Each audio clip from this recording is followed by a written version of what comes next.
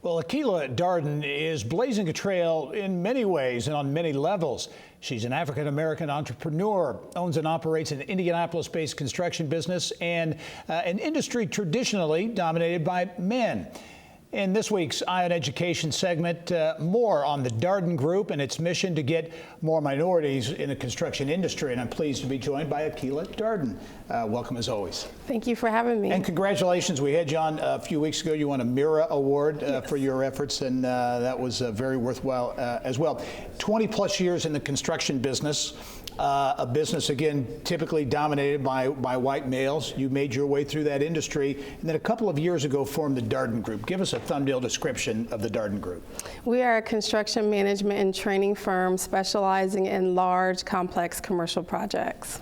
And what do you do? I mean, you have a real mission to really increase minority and underrepresented participation in the industry, right? Absolutely. So I've built almost $2 billion in construction efficiently and effective. So that's on time and under budget. So in 2019, the city of Indianapolis had a disparity study, and they showed the disparities with diverse vendors in construction, whether it was upskilling or just not ready for the contracts available. Mm-hmm. And I knew after building so many projects in 15 market sectors that I had the solution. Mm-hmm. I just needed to get it to the right people and the diverse vendors.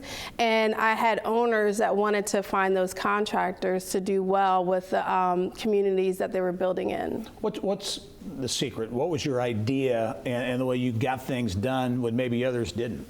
So the secret is, one, having an owner that's intentional about diversity.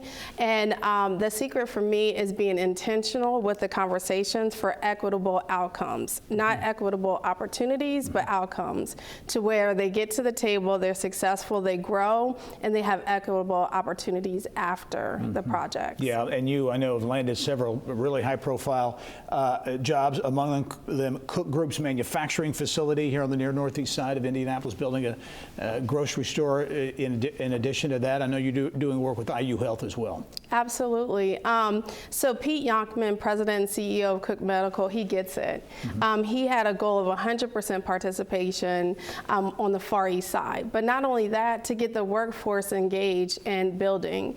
And he entrusted this entrepreneur to make those goals, not just 100% of our diverse vendors in construction, but also getting people in the industry that look like the community. Mm-hmm. And so because of the success of that project, IU Health called me to be their director of diversity and inclusion. They have a goal of 30% diverse vendors downtown and 25%. So in 6 years, that equates to $1 billion spent with diverse businesses, as well as increasing the diverse workforce. Wow, those are some big numbers. And I know you've got a number of initiatives going on that you are involved in. The ACE Mentor program in Indiana is one of them. Yes, we're 16 years in. I'm now serving another 2 years, so second term as the president, board of directors.